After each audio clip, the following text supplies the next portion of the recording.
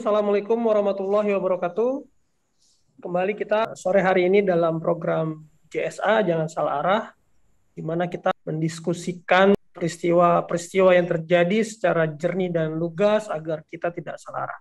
Baik, pada kesempatan sore ini kita akan bahas satu berita ya, yaitu tentang pernyataan Gubernur Lemhanas Andi Wijayanto terkait proyek IKN. Tapi sebelum kita masuk ke diskusi, mungkin kita akan simak video pengantar berikut ini.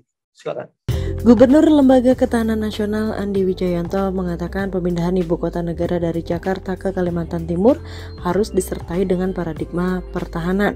Andi Wijayanto menilai ini perlu dilakukan karena letak geografis calon ibu kota negara yang baru memiliki kerawanan utamanya bersumber dari udara. Itu disampaikannya usai orasi ilmiah menyambut hari ulang tahun Lemhanas ke-57 di Auditorium Lemhanas RI Jakarta Pusat Kamis 19 Mei. Untuk IKN dilihat dari topografinya, kerawanan utamanya tampaknya akan air-centric ya, tapi itu tidak berarti kita tidak akan melakukan gelar laut atau gelar darat ya. Tantangan terbesarnya adalah bagaimana kita membentuk segera doktrin pertahanan ibu kota, menggelar kekuatan darat, menggelar kekuatan laut pada saat nanti perang pertama dan perang utamanya bersifat air-centric. Tapi inti dari integrasi antar matra, gelar gabungannya itu tetap menjadi pilar pertahanan kita di ibu kota. Ya, oke, baik. Tadi ya satu video pengantar. Sebenarnya statement ini disampaikan Gubernur Lemhanas itu sekitar bulan Mei ya, berarti 7 bulan yang lalu ya dia sudah mengatakan itu. Nah, kemarin ada rilis yang dikeluarkan oleh Lemhanas di mana dikatakan ini tantangan ibu kota baru ini serangan udara dan dia menambahkan juga serangan cyber ya. Nah, ini kan bagaimana nih Bang Matur membaca statement Gubernur Lemhanas ini? Silakan, Bang. Ya, sebenarnya apa yang kita dengar hari ini ya, rilis dari Lemhanas ini sebenarnya sudah dari hari pertama ya kita berargumen bahwa pemindahan ibu kota itu tidak layak dilakukan dalam waktu dekat ini. Ini sebenarnya juga salah satu alasannya kita juga sudah sampaikan bahwa di ibu kota di Kalimantan itu rentan dengan serangan dari negara-negara lain. Ya, tentunya alasannya sederhana karena letak ibu kota baru ini kan di Pulau Borneo, Pulau Kalimantan. Di Pulau Kalimantan itu kan ada negara tetangga yang langsung berbatasan dengan darat. Ya, dalam hal ini adalah Malaysia, itu negara bagian Sarawak, dan juga jangan lupa Brunei Darussalam, ada 2 negara ya. Dan kalau seandainya 2 negara itu kemudian menyerang ibu kota negara, itu sangat mudah sekali melalui perjalanan darat. Beda dengan di Pulau Jawa ya kan. Pulau ini satu pulau gimana kita semua ini pulau ini adalah NKRI, sehingga kita bisa mempertahankan Pulau Jawa ini dengan segala kekuatan gitu. Nah, informasi tambahan dari Lemhanas yang sebenarnya bukan hal yang baru ya, tapi dirilis ya dalam sebuah catatan akhir tahun, menurut saya ini adalah satu refleksi bahwa pemindahan ibu kota ini sebetulnya dari awal ini sudah terlihat memaksakan diri ya, sehingga ini menimbulkan adanya memang betul adanya satu kerentanan dan adanya satu ancaman serius kalau kita memindahkan ibu kota yang secara darat ya, itu tidak hanya dipisahkan oleh perbatasan dengan negara lain, itu sangat rentan sekali ya. Dan saya kira itu sama saja misalkan kita memindahkan ibu kota ke Pulau Timtim ya, karena berbatasan darat dengan Timor Leste ya kan. Makanya pulau-pulau yang berbatasan langsung atau di Papua berbatasan darat dengan Papua Nugini ya, memang yang paling ideal ya 3 pulau, Sumatera, Jawa, dan Sulawesi, sampai pulau-pulau lainnya ya yang lebih kecil tentunya. Tapi pemilihan di Kalimantan ya, Penajam ini berbatasan dengan darat, tentunya ini menjadi ancaman serius. Nah, saya ingin katakan begini, Bro Mustafa ya, bahwa apa yang disampaikan oleh Gubernur Lemhanas ini, Mas Andi Wijayanto ya, ini sangat relevan dan sangat in time, sangat tepat waktu. Karena kita tahu bahwa konflik geopolitik antara timur dan barat ini semakin runcing. Yang terakhir adalah kita tahu bahwa Joe Biden mengundang Presiden Ukraina Zelensky ke Washington ya, di White House ya. Saya kira tadi pagi kita dengar berita itu, dan itu menunjukkan satu babak baru. Artinya ya, pertahanan Amerika, terutama pertahanan udaranya, perlindungan pertahanan udara Amerika itu akan diberikan kepada Ukraina sehingga Ukraina mendapatkan pertahanan udara. Sebetulnya Rusia itu sudah memperingatkan langkah ini langkah berbahaya. Kalau Biden tetap ya memberikan sistem pertahanan udaranya kepada Ukraina, ini menunjukkan Rusia nggak akan main-main terhadap Barat. Itu sudah disampaikan secara jelas, secara tugas, kira-kira 2 bulan yang lalu. Tapi kemudian Biden tidak mengindahkan. Artinya kita memprediksi akan ada ketegangan baru antara Barat, dalam hal ini adalah NATO bersama Amerika, dan juga Timur, ya dalam hal ini adalah Rusia, juga aliansinya adalah China, termasuk Korea Utara. Nah, dalam kondisi geopolitik yang semakin panas, pressure-nya semakin tinggi, tentunya ibu kota kita juga ya yang rencananya kan akan mengundang banyak investor ya, termasuk investor dari China. Nah, memilih investor dari China untuk pembangunan IKN ini akan menjadi buah simalakama buat pemerintahan Indonesia. Kenapa? Kalau kita menerima investasi besar dari China untuk membangun IKN, artinya wilayah jeroannya IKN ini atau blueprintnya IKN ini sudah berada di tangan China. Dan kalau kita ingin memutuskan politik bebas aktif, maka ini adalah langkah yang keliru. Kalau seandainya investasinya ternyata adalah investornya dari China gitu. Karena Indonesia berarti sudah berpihak dong, ibu kotanya mereka yang bangun. Kalau seandainya pun kita tidak berpihak kepada China, itu pun berbahaya buat pertahanan kita karena blueprint kita sudah ada di negara mereka. Nah, ini satu buah simalakama yang saya katakan bahwa memang pembangunan IKN ini tidak tepat di dalam kondisi ekonomi domestik yang seperti ini, masih dalam pemulihan, inflasi masih tinggi, dan juga kondisi geopolitik, di mana geopolitik ini membutuhkan stabilitas untuk kita mengundang investasi asing. Anda bisa bayangkan, kalau kita blueprint pemerintahan kita ini kan mengundang investor, tapi ternyata investor dunia ini lagi pada berantem. Kira-kira kita akan berpihak pada investor mana? Kan serba salah.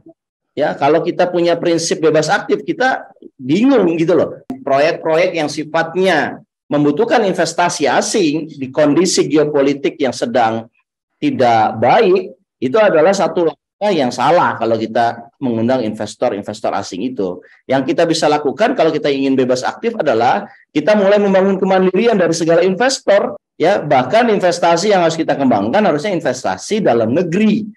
Nah, pertanyaannya apakah ada sumber investor dalam negeri yang bisa membiayai IKN? Kan pertanyaannya itu. Kan, dan jawabannya kan jelas tidak ada ya. Wakil ketua otorita IKN yaitu mantan eksekutif dari Sinarmas Property itu pun saya kira nggak bisa menjamin bahwa mereka akan bisa membiayai investasi IKN keseluruhan gitu ya. Ya mereka memang punya pengalaman dalam properti untuk perumahan, tetapi properti untuk IKN ini kan nggak bisa kita anggap sesederhana seperti perumahan. Ini harus ada pertahanannya ya. Sementara Andi Wijayanto juga merekomendasikan IKN ini perlu diperkuat dengan air centric defense, ya pertahanan udara yang fokus gitu. Nah, ini kan teman-teman di sektor properti ini kan belum punya pengalaman untuk itu. Jadi nggak bisa diharapkan mereka menjadi investor ya, investor apalagi kita anggap sebagai investor utama. Saya kira jauh sekali dari apa yang direncanakan gitu.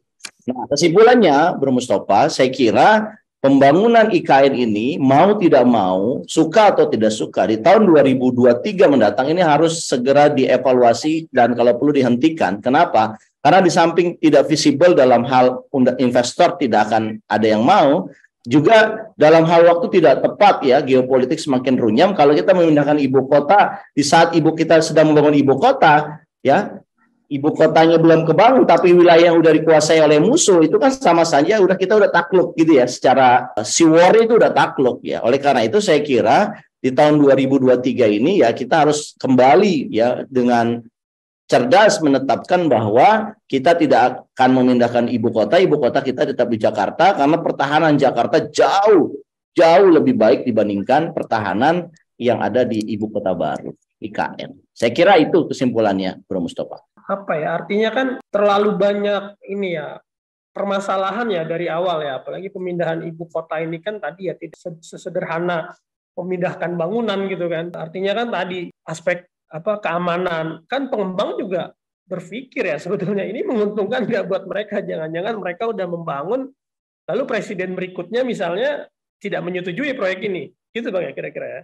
Tetapi IKN ini adalah persoalan simbol, dan saya kira saya juga sudah membaca bahwa yang terjadi hari ini adalah desain IKN itu totally berubah semua, Mus. Jadi yang kita lihat gambar Garuda itu kan gambar yang disiapkan oleh, ya bukannya kita mengecilkan, tapi kan yang membuat bangunan desain itu kan bukan ahli sipil ataupun ahli arsitek, tapi kan itu seorang ahli seni, ahli pematung. Tentunya ilmunya, kapasitas ilmunya nggak mencukupi ya. Saya pernah bicara dengan arsitek yang ternama di Indonesia, yang mungkin saya nggak bisa sebutkan namanya. Dia melihat dengan bentuk istananya seperti burung Garuda itu rentan dengan serangan angin, itu bangunan itu bisa rubuh, ataupun kalau seandainya tidak rubuh dalam konstruksinya itu juga bisa banyak terjadi kecelakaan. Dengan sebesar itu ya, bentuknya seperti Garuda, itu akan menimbulkan satu banyak kecelakaan. Maka arsitek itu ditanya, kalau dia ditunjuk sebagai ketua otorita IKN, dia akan rombak seluruh desainnya. Dan ternyata ketua otorita yang baru memutuskan untuk merombak seluruh desainnya gitu. Jadi dari perencanaannya saja menurut saya ini sudah aneh, bin ajaib. Ya, desainnya tidak sesuai dengan aspek ilmu pengetahuan, terutama arsitektur dan sipil. Kemudian penempatan lokasinya juga tidak sesuai dengan sistem pertahanan yang kuat. Belum lagi dari segi ketersediaan air dan kekuatan tanah di atasnya. Makanya ini sejak awal kita bingung pakai dasar apa untuk memindahkan IKN, sementara dari segi ilmiah, dari segi kekuatan tanah, dari segi pertahanan keamanan itu tidak sesuai, semuanya rentan gitu loh. Nah pertanyaannya, kenapa sih kita dari awal kok kenapa begitu konsisten? Kan bisa aja kita setuju ya pemindahan IKN, apalagi mungkin ya ada orang yang mau mengiming-imingin supaya kita setuju.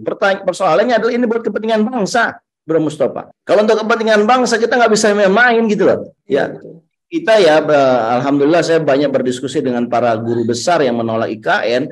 Ya, termasuk diantaranya adalah Profesor almarhum Profesor Azumardi Azra. Itu tegas sekali. Ini nggak sesuai dengan apapun sudut pandangnya, itu nggak sesuai gitu. Kecuali ini sekadar dipaksakan. Dan anehnya seluruh politisi di DPR, seluruh hakim MK, seluruh birokrasi yang pengen mengharapkan jabatannya bertahan, itu nggak ada yang berani protes gitu loh. Itu hanya kelompok kami aja yang diidentifikasikan ya, kelompok ya saat itu kita punya petisi IKN, itu ya kelompok-kelompok ilmuwan yang jujur dengan ilmunya, profesor-profesor yang jujur dengan ilmunya, yang dia udah selesai dengan dunianya gitu loh. Nggak butuh jabatan apalagi ya, nggak butuh status apalagi, dia jujur dengan ilmunya. Makanya ketika kita mengajukan diri menggugat MK, mereka siap yang menjadi yang terdepan ya, termasuk diantaranya Profesor Din Samsudin, ya Profesor Didin S. Damanhuri,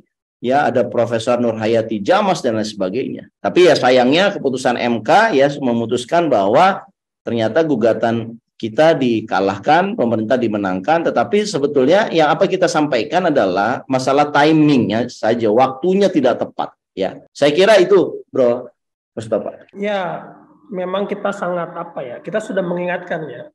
Ibaratnya kan membangun infrastruktur dasar aja kan, ini masih kebingungan ya, siapa nih investornya. Ini belum lagi kemudian diberikan ini wacana terkait sektor keamanan ya, dan saya pikir nggak cuma udara dan cyber ya, laut juga kan tentunya juga ini krusial juga Bang ya. Kita banyak ya sudah berinvestasi menggunakan APBN untuk membangun infrastruktur dasar di IKN ya. Terakhir jembatan yang menghubungkan antara dua daratan karena ada sungai besar itu sudah jadi. Itu pakai APBN ya. Angkanya itu sekitar 48 triliun ya tiap tahun untuk melakukan pembangunan infrastruktur dasar ke situ.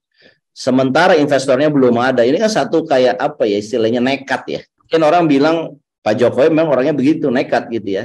Tapi ya ini untuk urusan yang ini saya kira nekatnya itu harus pakai hitung-hitungan lah. Karena ini terkait mengenai pertahanan ya. Apa yang disampaikan oleh Gubernur Lemhanas ini satu langkah yang menurut saya berani ya. Gubernur Lemhanas punya satu pendapat bahwa ini punya ada kerentanan, ada ancaman, ya, rawanan. Meskipun saya tahu ya, karena saya tahu kan Gubernur Lemhanas kan dipilih oleh Presiden juga, itu sebetulnya udah sangat halus ngomong begitu Mas Andi Wijayanto itu. Dia hanya menyarankan agar di ibu kota IKN ini ditambah satu pertahanan yang lebih bagus, yang disebut dengan air centris defense itu ya. Tapi sebenarnya kalau saya menangkap ini sudah kita baca, sudah kita ketahui bahwa memang pemilihan di Pulau Borneo, di Pulau Kalimantan itu adalah satu hal yang keliru ya, yang tidak tepat. Ada satu infografis ini saya coba bagikan ya, Bro Mustafa. Kelihatan nggak nih, Bro? Ya, oke. Ya, bahwa kalau kita lihat di sini ada pemindahan ibu kota ke Kalimantan Timur itu disebut punya potensi ancaman geografis yang baru ya. Yang menyampaikan ini adalah, saya kira ini adalah kajian dari berbagai sumber ya, yang dikutip dari CNBC Indonesia gitu. Dan kalau menurut saya kondisi geopolitik yang sedang menghangat ya, Australia dengan AUKUS-nya dan bersama UK dan USA ya, China dengan North Korea dan Rusia yang kemudian ingin membangun satu tatanan satu keseimbangan dunia yang lebih fair. Saya kira ini ya tidak bisa sembarangan kita menentukan IKN ini ya. Ini jelas sekali ya bahwa Pulau Kalimantan juga disebut dengan lokasi atau jalur transnational crime, penyeludupan orang, narkoba, ya kan, dari juga dengan istilahnya teroris transit triangle. Saya kira ini perlu kita ingatkan ya, bahwa emang lokasinya itu tidak baik gitu. Sedangkan ini di udara ini ya, IKN mendekati Flight Information Regions milik negara tetangga Singapura, Kinabalu Malaysia, dan Manila Filipina. Dari sisi laut, IKN juga berhimpitan dengan alur laut kepulauan ya Indonesia 2 dan Choky Point atau titik sempit dunia. Jadi sebenarnya tidak ada satu kenyamanan atau keamanan yang menjamin ya ibu kota baru ini tidak lebih baik daripada ibu kota Jakarta sekarang. Tetap menurut saya dari begini nih informasi ini ya, Pulau Jawa dalam hal ini Jakarta adalah ibu kota yang sudah teruji ya beberapa kali sejak zaman Belanda, bahkan sebelum Indonesia lahir ini sudah teruji bahwa Jakarta dan Jawa punya sistem pertahanan yang terbaik. Saya kira itu, Bro. Saya pikir cukup ya diskusi kita terkait statement ini Lemhanas terkait IKN ini. Artinya ya banyak. Ini belum waktunya ya kalau kita mengatakan, karena terlalu banyak celah di proyek IKN ini, dan ya kita terus menyuarakan lah ya kepada pemerintah akan kerentanan dari proyek ini. Mungkin akan kita lanjutkan Bang ya pembahasan IKN ini dalam kesempatan berikutnya. Terima kasih Bang atas waktu dan kesempatannya JSA sore hari ini. Kita cukupkan Bang ya. Kita cukupkan Bro Mustafa. Terima kasih. Baik, Bang. Terima kasih.